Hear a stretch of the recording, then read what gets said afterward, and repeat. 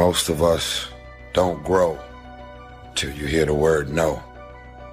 What is your bottom line? If you don't have a bottom line, it's expected of that man or that woman to continue to cross the line. Most of y'all claim to have a bottom line, but as soon as that person says or does the same thing over and over and over, you give them a pass. So then they just keep taking advantage of you. It is impossible that offenses should not come to you. Something someone is going to say is going to offend you. You got to learn how to deal with it, because not being offended is unachievable. It's not doable. There are no exemptions from it. It's going to happen to you. It's not possible to escape it. Most people are governed by their emotions. They're having a heart experience in a head fight. You will never win a battle if you're having a heart experience in a head fight. I just want to remind y'all that none of us should be on the receiving end of what people feel like doing, acting, saying, and being. A lot of us are running around playing victim, as if we have nothing to do with any of our choices, our friends, our surroundings, our environment. Most of us are running around losing sleep at night, stressed, depressed, frustrated, when those are your friends. Are you so busy managing the emotional relationships that you have that you don't have the energy to think the thoughts you need to think to go where you need to go? It's possible for you to be delivered and still oppressed. Who am I? Most people haven't answered that question yet. And that's why they're still dressing like other people and acting like other people and fixing their hair like other people and following styles and following fashions and going with a hip. And why? They don't know who they are. They're trying to find themselves. Who am I? Asking that central question in one's life. Looking at your strengths and your weaknesses. Getting some evaluation, determining what it is you want out of life. Self-approval. Approving yourself to do the things that you like to do. And going after the dreams that you like to go after. And we know when we don't approve of our dreams because of the fact that they stay up in our minds. We don't act on them. We come up with a variety of excuses on why we're not going into action. If you don't love you, if you don't like you, if you don't believe in you, if you're not experiencing the right emotions about you, you bring all those emotions with you to these places you go. Learning the strategies of being happy and fulfilled prior to having all these material things will serve you, because I have so many friends that have accomplished all the material things in their life, and those things made them happy short term, but they're living an unfulfilled destination here on earth. Emotional resilience. I think this is one of the things that if you can develop this, again, it doesn't mean that you have some superpower to ignore your emotions, but you understand facts over feelings. You understand just because you feel something, even though your feeling is real, doesn't make it right. It doesn't mean that, okay, if I feel like I'm not enough, then I'm not enough. And emotional resilience, just simply, emotions come up and you don't cave to your emotions. What are you doing now? You're still here breathing. That means you've got some more to give.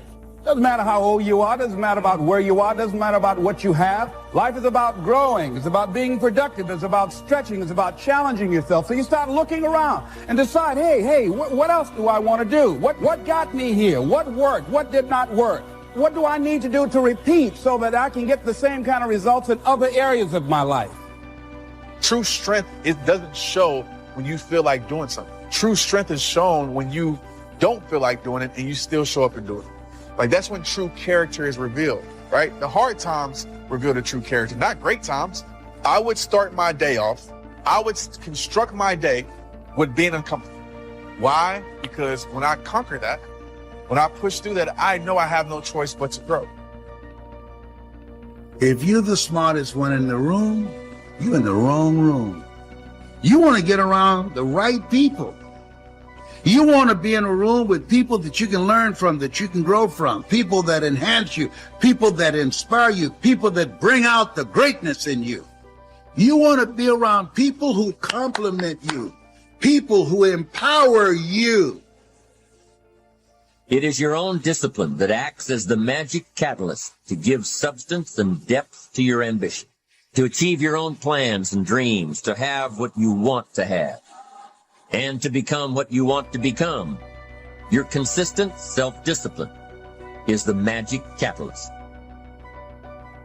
Anything worthwhile in your life, you're going to have to fight for it. You're going to have to fight for it. You're not just going to wake up one morning with a six-pack. If you want good health, you want to feel better, you're going to have to fight for your health. And so there's always the battle between, is this the best use of my time, or is this just something that's okay to do? You know, when you're trying to grow yourself, when you're trying to stretch yourself, improve yourself, there's always one thing you can guarantee yourself, and that's that an obstacle is going to show up.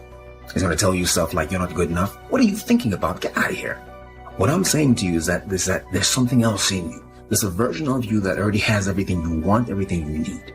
There's a version of you that can pick yourself up, get out there and live again. You just have to discover your override. Feelings will lead us astray. Feelings can get us into trouble. And throughout life, you're going to have plenty of opportunities to lose your temper and say things you regret. You're going to get up some mornings and feel like being depressed, feel like going around in a bad mood. See, the feelings are always going to be there.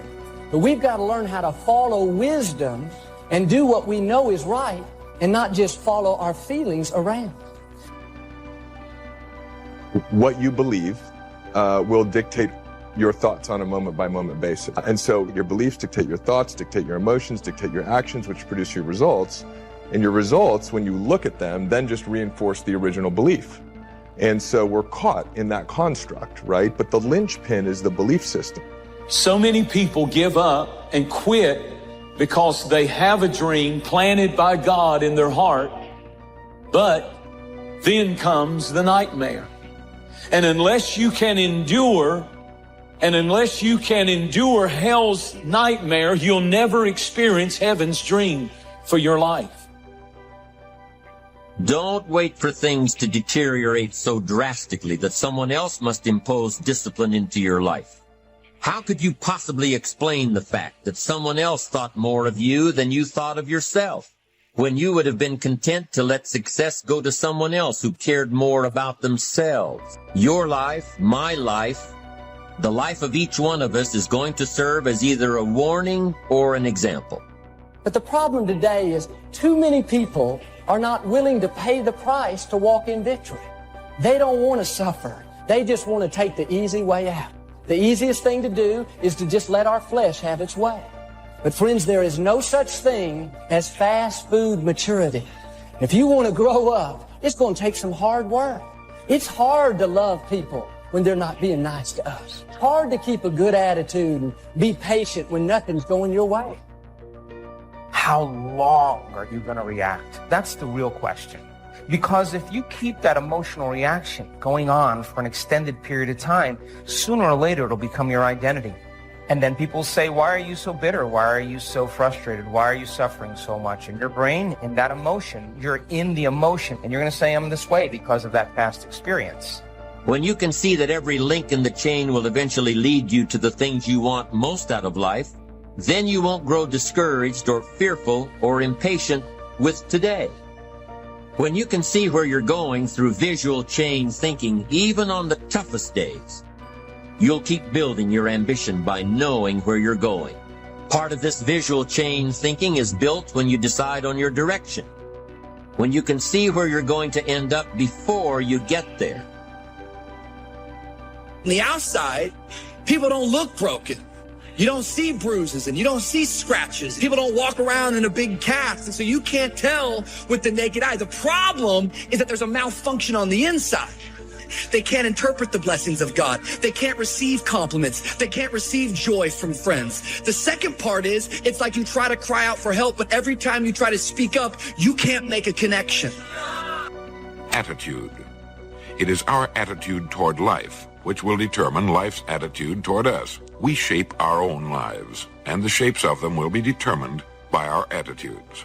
If we take the attitude that we cannot do something, we generally will not do it. An attitude of failure, and we're whipped before we start. That what we receive from life, what we accomplish or fail to accomplish, is due in large measure to our overall attitude. You don't have to settle for the life that you now have. there is more. But in order to have more, you got to be hungry because things are stacked against you. It's the reason that only 1% control the wealth of the world. But there are few people that break through. You know why? You're like me. You got to be hungry. How do you motivate yourself?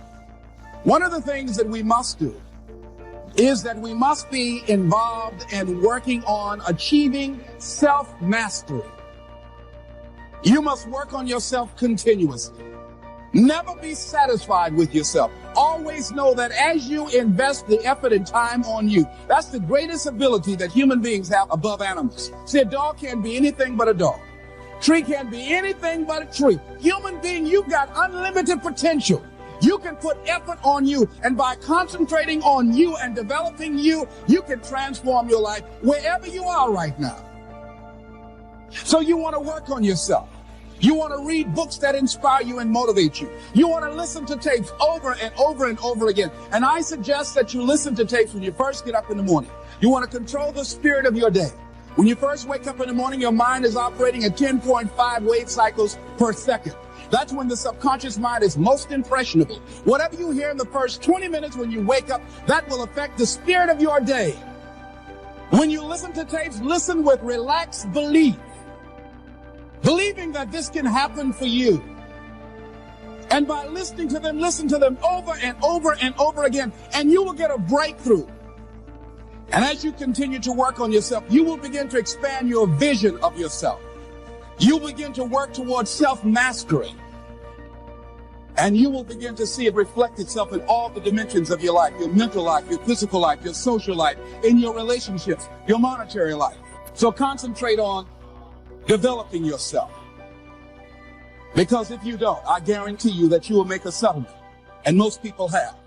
In addition to working on yourself, and as you work on yourself, you feel good about yourself. And as you feel better about yourself, you treat yourself differently. Develop a health plan. See, you can't feel well and do well if you don't have good health. You can't perform if you don't have your health. Your health is valuable. Develop a health plan. A plan that you will follow, because this is the only vehicle that you have to carry you through this experience called life. And you want to take good care of it because you love you enough. You care enough about you. And that's not easy. It is not easy having a health plan and sticking to it. But you're worth it doing it again and again and again. I have lost 22 pounds several times. Next thing is, as you take care of yourself, the next key is keys to motivation, to self-motivation. You want to live life with energy and passion. You want to make a conscious effort to be lively. See, in life, you either saying hello or goodbye. You either on the way or in the way. Leave dead people alone. You want to smile. You want to be happy. You got a lot to be thankful for. But you watch some of the faces around you every day. And I tell you, some of these faces, they will put you in a depressed state of mind. So you want to avoid these kind of faces. The next thing that is a key to self-motivation is that you've got to ask yourself, what do I want out of life? What do you want out of life? What do you want out of a job? What do you want out of a career? What do you want out of a relationship? What gives you your life? How will you know when you got it? What will make you happy? You need to know. You need to start asking yourself some questions. What do I really, really, truly want? And you need to be exact about that. Don't be vague. Oh, I just want to be happy. That's too vague. What will make you happy? How will you know when you got it? Zero in on it. Be exact. Be specific. And as you do that, that will stimulate that superconscious mind, or the reticular activating system of your mind, that will begin to find those things, to identify with it. And once you begin to determine that which you want, take the time to write it down. Don't just think about it. Write it down. That is a subjective process that engages the subconscious mind. Write it down. Once you write it down, read it 3 times a day, morning, noon, and night. Why is that important? Because what it will do, it will cause you to focus. It will cause you to concentrate. When that other conversation is going on, telling you what you cannot do, telling you all of the impossibilities and all of the obstacles, your concentrating will begin to create a larger vision within yourself, and you start looking for and seeing some new opportunities. You start creating some openings for yourself. As you begin to read that every day, day in and day out, that will make you focus. That will discipline your thinking. And you'll get all kind of creative ideas. As I talk to you right now, being involved in this immersion process, you're going to create some openings for yourself. You're going to get some ideas. You're going to feel your adrenaline flowing, and you're going to think about something, some idea you had. You say, I want to go back and I'm going to look at that again from a different vantage point, not from the level of the problem or the obstacles that I encountered, but from a higher vantage point. Because what you will begin to see and to know as I talk to the higher consciousness within you, that you are powerful, that you are a miracle worker. And that inner conversation has conditioned you to believe that you are not. And as you begin to discover the truth of who you are, whatever challenge that you're facing in life, and if you're living, you're facing some challenge, you'll begin to know that you're powerful and that you're a miracle maker. So as you begin to write down exactly what it is that you want, read it every day. I have had it with parking my car in my cousin's garage because I know the best way to get back on your feet is to miss 2 car payments. I'd had it living like that. I'd had it robbing Peter to pay Paul. I'd had it borrowing money from people. I'd had it living like a cringing animal. When you don't have any money, it runs your blood pressure up. You hear me? I had poverty sucks. Make no mistake about it. I was working for a guy that I was miserable. And life is too short and too unpredictable doing something you don't want to do. Even if you can't do it all at one time. It's worth it, ladies and gentlemen, to be involved in doing just a little bit of it. Do just a little bit of your dream. What if the unthinkable happens to you? What if, God forbid, I wake up tomorrow morning and I open my mouth and no sound comes out? What if, where you're working now, they have a downsizing or merger and you're out? What if the unthinkable happens to you? I wish we had a time to talk about strategic planning that you can do for your future. But let me take you to the next level.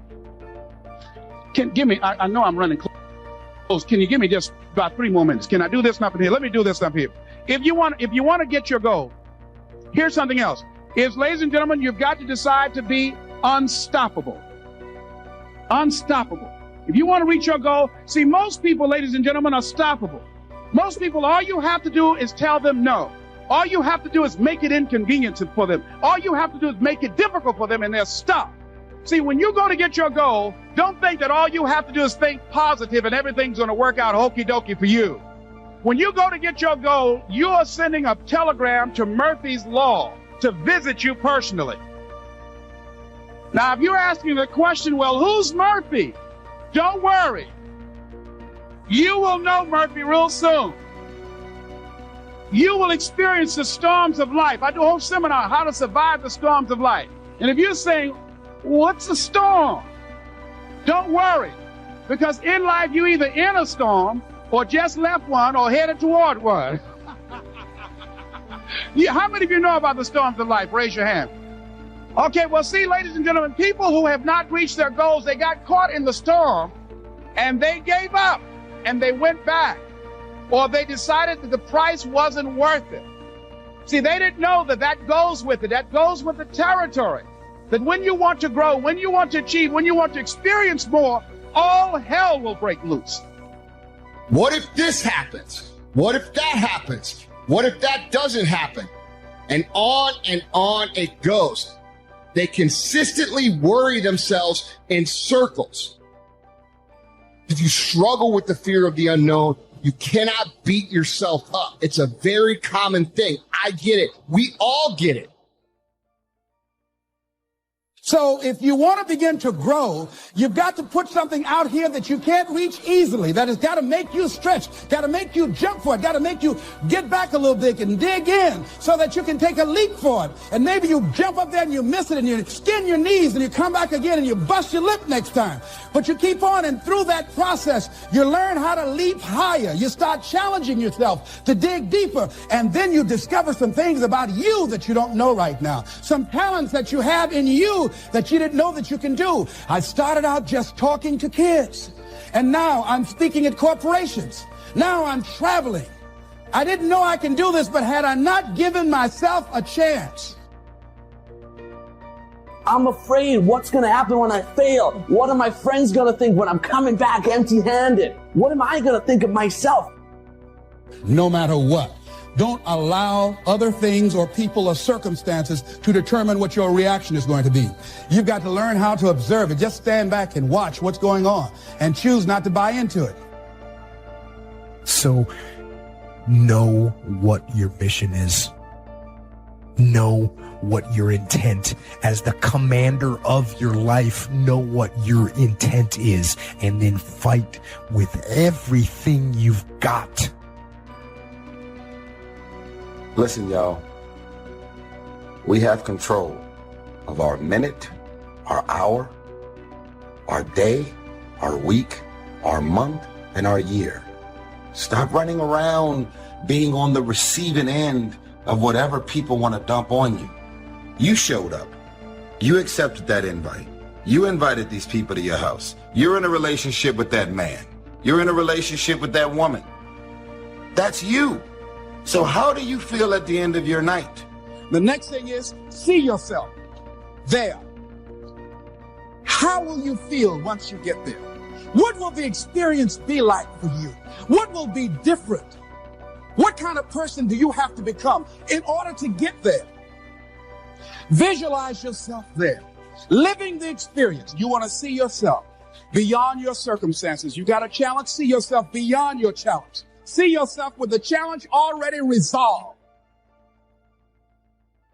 And knowing that all is well, seeing yourself in control and in charge of your destiny, being healthy and happy. Telling you, man, being successful is a mental condition. You can all mentally condition yourself to being successful. All you got is your mind. You in control of it. It's times I felt like giving up. I mean, no matter who you are, if you have a goal in life, everybody has a turn back moment. Everybody has a crossroad. If you haven't been at it, it's coming. You can either decide to continue or to quit. It is important in the area of motivating yourself. It's important to know why you're doing it, because that mind will say, why bother? Why go through all this? This is too hard. No, throw in the towel. It's not worth it. Has it ever said that to you before? Here's how you can handle that. Here's how you override that. Write down 5 reasons why you deserve it. Why do you deserve what you want? Why you? Why do you deserve it? What meaning and value will it bring to your life? What's so different about you that you deserve your goal or this goal? And when you write down those 5 reasons, when you have some down moments, and you're going to have them, when that conversation starts talking to you and it's going to talk to you, what you will do is you can pull that out and read it, and it will build you up. It will be your rod and your staff to comfort you through some challenging moments, because you're going to have some. Life will knock you between the eyes. It will catch you on the blind side, come out of nowhere, stuff you can't anticipate that will knock the wind out of you. You want to give up. That's why it's important for you to work on yourself, listening to tapes, building yourself up, talking to yourself with power, feeling, and conviction, building yourself up day in and day out. The next thing is that whatever you do, you want to develop technical mastery. You want to be the best at what you do. You want to master it. See, part of self-motivation is you've got to find something that gives you a strong sense of competence. Well, you become known for that. You develop a reputation of being good at doing that. You set some high personal standards for yourself. You're not competing with anybody else. You're just unfolding yourself to be the best person that you could be. That you want to give the best quality service that you can give, because that is a statement about who you are.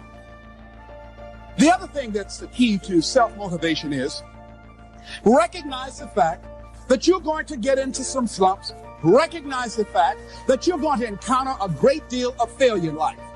It goes with the territory. But in the face of that, you want to be relentless.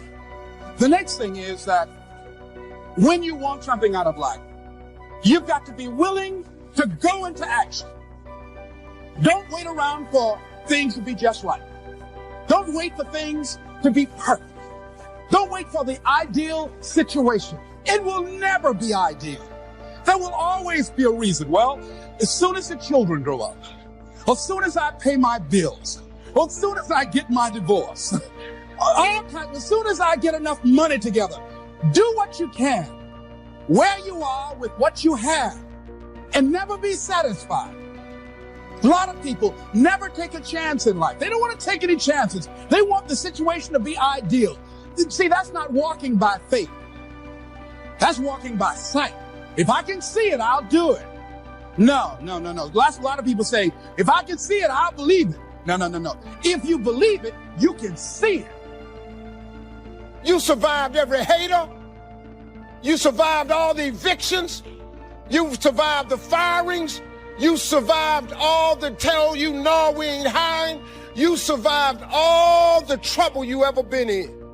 Your survival rate is 100%. 100%. All you got to do is start changing the way you think. The lessons I learned out of my failures probably are a lot more valuable than if I had just made a successful decision and moved on. So remember this, you don't see things in your life as they are. You see things in life as you are. And so the more you alter you, the more you begin to see things differently. What's is amazing about this is we control who we are by what we think about. Think about this just for a second. Wherever you're sitting watching this, the chair that you're sitting in, if you're sitting in a chair, if you're driving in a car and you're listening to this, that seat you're in started in someone's mind as a thought, right? Every detail of it, the fabric, the cushions, the way it's structured, every single piece of that started in someone's mind as a thought and then became a reality by putting out the pieces together. See, everything in life is that way as well. It always begins with a thought. Life is worthwhile if you stay. You've got to learn to stay. Now, you don't have to stay forever. Just stay till you see it through.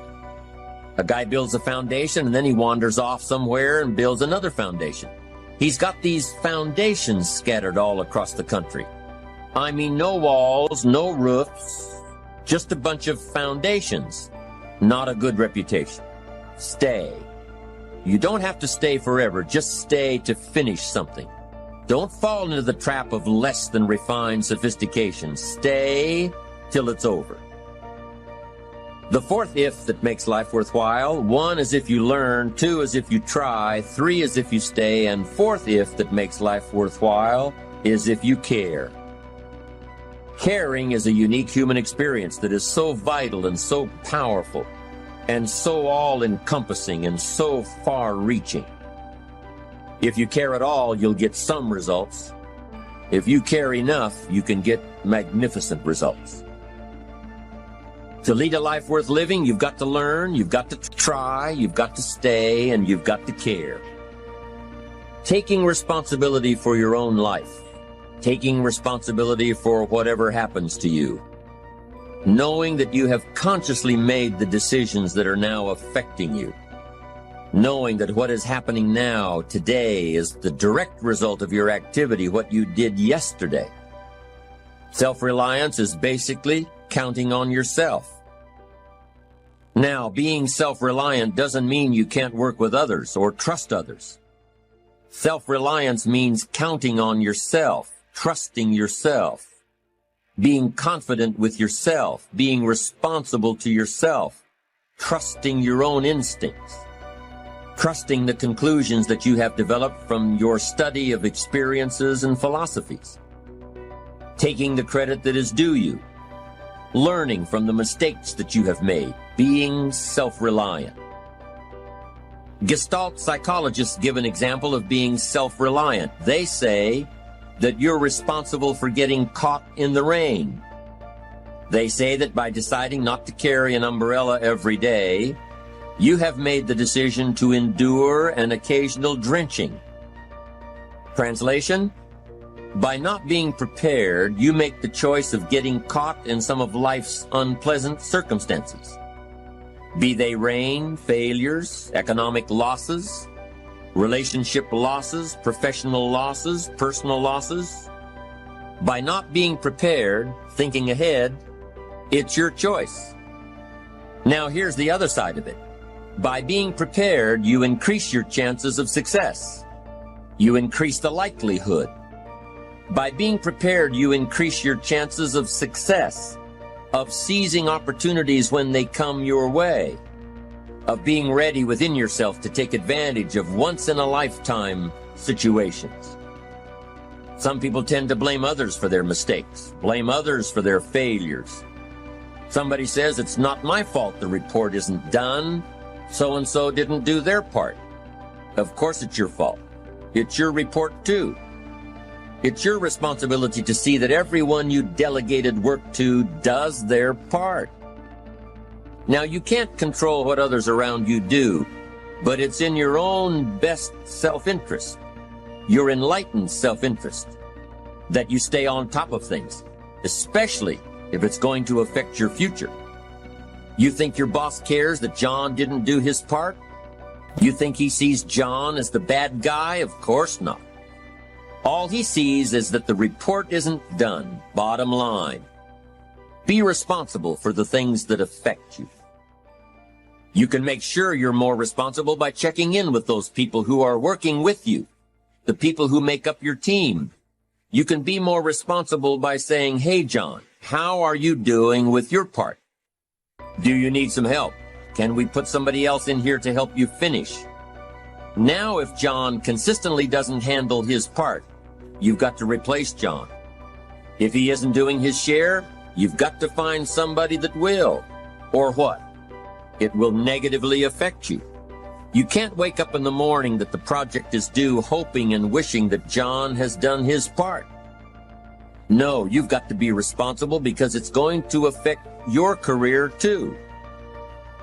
Now, my approach to my better future very early on in my career was to just go through the day with my fingers crossed. And I used to say something like, I sure hope things will change for the better. Then here's what I found out. They're not going to change. Somebody says, well then, how will my life ever change? Answer, when you change. When you change, when you get better, it'll get better. If you change, it'll all change. Don't put it on someone else. Hope that someone else will change it for you. Take responsibility for yourself. Take personal responsibility. Money with that body, the more repetitive it is that you place yourself in those things, those places, and those situations, the more your brain becomes familiar with it, the more it gravitates towards it. You can't think about it once. It's the repetition over and over again. Your brain begins to think, oh, I belong here. We belong here. You actually eventually convince yourself literally that you belong in your dreams by the repetitive and specific thinking and visions of them over and over again. And don't be disturbed because no one else can see it. That's not unusual. That is ordinary. But because you want some different kind of results in your life, you've got to be willing to be unreasonable. If you want unreasonable results in your life, you've got to be willing to be unreasonable. Part of being unreasonable, you don't judge according to appearances. Part of being unreasonable, you can see it because you believe it. Most people won't do that. One of the keys to self-motivation that empowers you is that you want to find a cause larger than yourself. Find something that you can contribute to. Find something that you can make a difference because you can. Part of what feeds your larger vision, part of what gives you a reason for being, part of what gives you your life is being able to give something back. Say, I can't afford to give anything. You can't afford not to give. Give your time. I don't know exactly what I'm going to do, but I'm going over there. It's part of my tithing in the universe. Once you develop that special sense of mission, and that's what you develop when you're part of a larger cause than yourself, it drives you. You don't need an alarm clock to get up in the morning. You have special power. You go places and folk will like to be around you. They will know there's something different about you. When you go in, they'll say, hey, that's somebody important. I want to know who you are. I just want to be near you. That energy that you have, that consciousness that you will embody will affect everybody around you. You must be willing to do the things today others won't do in order to have the things tomorrow others won't have. That's why the book of life said the road to life is straight and narrow, and few there be that find it, because few there be that are willing to do the things today others won't do in order to have the things tomorrow others won't have. What are the things that others won't do? Number one, make discipline a major force in your life. Socrates said the undisciplined life is an insane life. The road to life is straight and narrow because few there be that are willing to discipline themselves. Here's something else that most people won't do. Make it okay to fail. A lot of people, 85% of people, allow their fear of failure to outweigh their desire to succeed.